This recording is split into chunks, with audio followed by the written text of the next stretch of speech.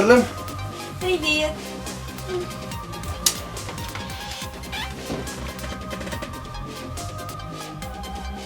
Vatan.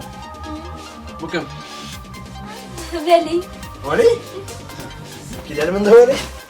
Şimdi sırada. Gidelim de Vali. Alo Vali. Gidelim de.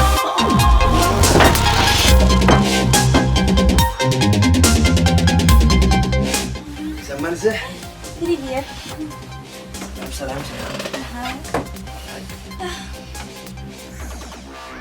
Allah Allah. Hatun kim bu? Veli. Vali? Gidelim bunda. Vali. Gidelim bunda.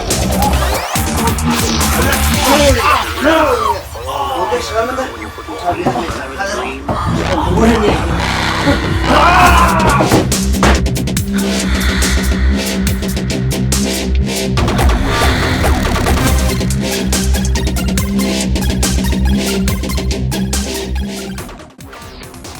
Vali?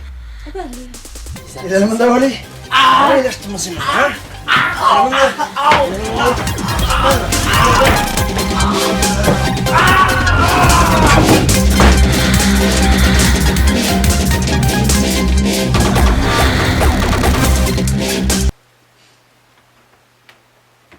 Hatun. Bu kim? Bulat. Bulat? Yani Vali koy da. Veli beni sabit. Bulat. Otur Bulat. Otur.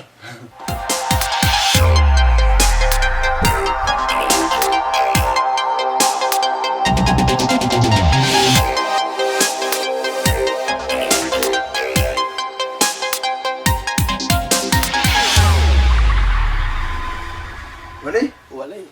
Bulat. Bulat. Bulat sen kal. Gidelim mi de Vali?